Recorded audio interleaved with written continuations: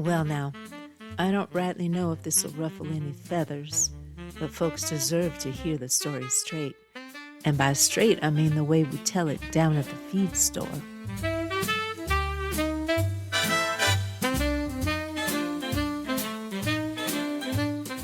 Well, howdy there, folks. This is Kitty O Compost coming to you live from the Sunflower Ballroom here at the Hotel Prairie Belle. Tonight, our house band is serving up a new number called Tender is the Loin, which I'm told pairs best with a side of mashed potatoes and a guilty conscience. Now, I hate to cut into a perfectly good tune, but we've just received an urgent communique from the Council on Consumable Compliance. Seems the meat industry has taken a wild new turn. At precisely 7:51 Central Standard Time, trading officially opened on BeefCoin, that's trademarked, the world's first meat-backed cryptocurrency. That's right. Each coin is said to represent 1/10 of a stake frozen somewhere in a corporate vault. Investors are already calling it the tastiest asset class on the market. Meanwhile, Sindown Industries has announced a new premium line, Freedom Cuts, also trademarked. Beef you can finance like a Ford pickup. Their slogan? Because the last steak should be yours. Watchdogs warn this new meat futures market could trigger reckless speculation, with elite bidders driving up the price of sirloin while everyday citizens are left bartering kale at the farmer's market. A whistleblower even claims a startup in Silicon Valley is bottling synthetic nostalgia so you can spritz your backyard with Oda Burger, that's trademarked too, in case you missed the smell. The council has issued the following consumer warning. The only thing rarer than steak is honesty in advertising. Just kidding. No steaks are actually being traded on Wall Street, though I did hear a rumor about a hedge fund hoarding hot dogs. Hi, friends, and welcome back to Pieces Here. I'm Avis Kalfsbeck, author of the Pater the Water Dog Saves the Planet series. We're in launch week for Mono Mutante, Book 6, an exuberant, dirt-splattered food adventure with a conscience. All week, I'm sharing short excerpts that capture the humor, the heartbreak, and the hope behind this eco-satirical road trip through the monoculture Midwest. Enjoy the episode. The following is an excerpt from Chapter 13 of Mono Mutante.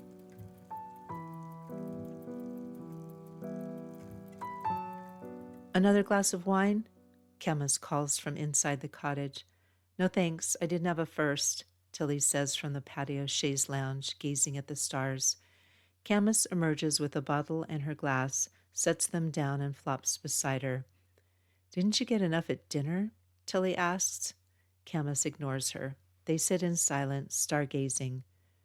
Who do you think will be the last people to eat meat? Camas slurs. Huh? If there was a global ban, climate, ethics, whatever, and it was phased out, who'd be the last ones to eat it?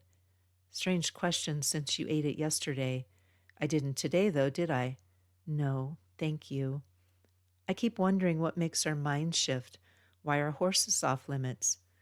I'm not sure. Remember when they found horse meat in Nestle pasta and people were freaked? I remember. And alpacas? Too cute, I guess? I know why I don't eat them. Camas's voice rises. Why are humans off limits? There were cannibals once.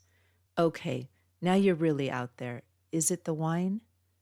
Camas lifts her wine glass. It's in glass, not a solo cup. I'm good.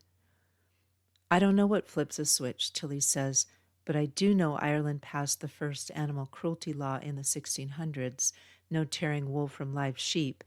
Time for bed? You didn't answer. Would beef become rare?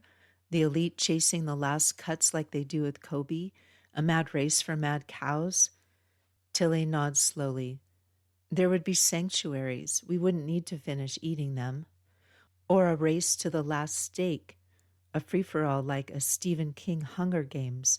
$1 million for the final bite instead of a ride to space. That's tragically ironic. We're rocketing to space because of beef, Tilly says. Camas chuckles. Picture it, an elegant engraved invite, a mansion in the hills, a table of elites slicing into the final cow. Camas, put that wine down. That's utterly morbid. You just made a cow joke. Utterly. Tilly doesn't laugh. Camas stares into her glass. The last barbarians. Thank you for listening to Pieces Here. Mono Mutante Book 6 in the Pate of the Water Dog Saves the Planet series is available now at all major online retailers and at aviskolfsbeck.com/mono-mutante. It's a wild satirical ride through food, farming, and the messiness of recovery. After this short 8-episode Mono Mutante satire series, coming up next, The Great Disfarmament, a 14-part journey through the history of farming, food systems, weapons, and peace, from ancient spears to seed patents, from Cold War arsenals to compost piles. This bold, story-rich series explores how the world is already moving toward disarmament. Subscribe now so you won't miss an episode. And right now we're live on Kickstarter. Visit aviskolfsbeck.com/Kickstarter to support the launch of One More Year, the stage play, and the Soul Stuff Field Journal, beautiful editions for readers, theaters, and rebels who believe in keeping their stuff and keeping their peace. You can learn more at aviskolfsbeck.com, where I share updates on this podcast and my books, eco-adventure novellas for readers who care about justice, joy, and saving the world, one story at a time. This episode is human narrated by me, but prepared with the help of AI, which has promised to tell me if it makes something up. So far, no confessions, but if you think I've missed something or you just want to say hello, I'd love to hear from you. Podcast music is Dalai Lama Rides a Bike by Javier Peque Rodriguez. You'll find links to his music on Spotify and Bandcamp in the show notes. If you enjoy the show, please leave a rating or review wherever you listen. It helps others discover peaceful, independent storytelling. I'm Avis Kolfsbeck. Until next time, listen for the peace.